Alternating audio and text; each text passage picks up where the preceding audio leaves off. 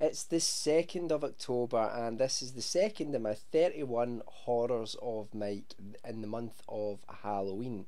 So today's film is The Return of the Living Dead, which was released in 1985. It was directed by Dan O'Bannon, and it was written by John A. Russo. The film follows two employees of a medical supply centre who, after talking a little bit about the very famous film Night of the Living Dead, the older employee decides to show the younger employee some canisters that are in the basement, and in those canisters are the remnants of a failed army experiment. They accidentally release the canisters, which releases a gas, which then goes up into the air, and when it rains, basically, like all of the sort of the in a local cemetery and all that, all the dead bodies, they arise up from the grave, and we get just an awesome roller coaster ride of a zombie film. What's interesting about this movie is that it's actually, technically speaking, a kind of sequel to Night of the Living Dead.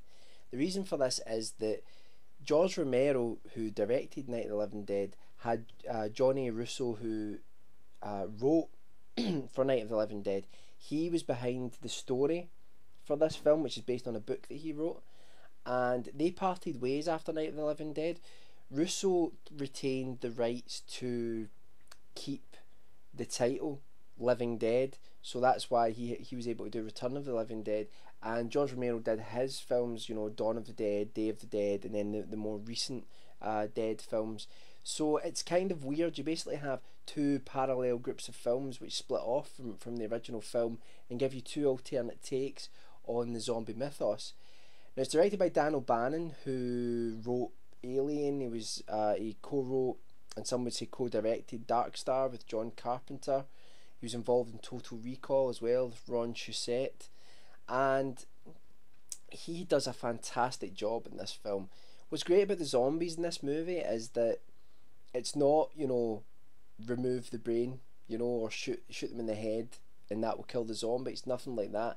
These creatures are fully animated. So if you cut off a hand, that hand will then scurry about on its own.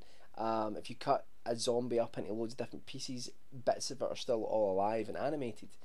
And there's some phenomenal physical effects. The film doesn't have the same serious tone as Night of the Living Dead. It's just a lot of fun.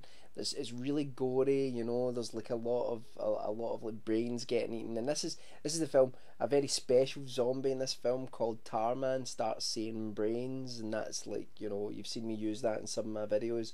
That's where that sort of comes from.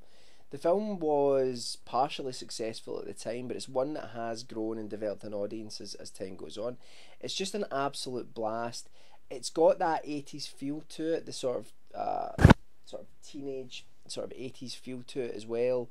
But above and beyond that, really, there are a lot of cast members in it that are much, much older than that, and the film just has this, as the zombie plague sort of spreads throughout this small town, the army are called in and all this sort of stuff goes on, and it's just like, how everybody is screwed from these two guys that were just sort of messing about in this medical supply unit, and just an absolute blast.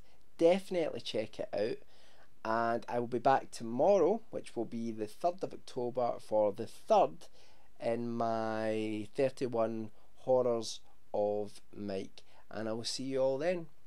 Bye.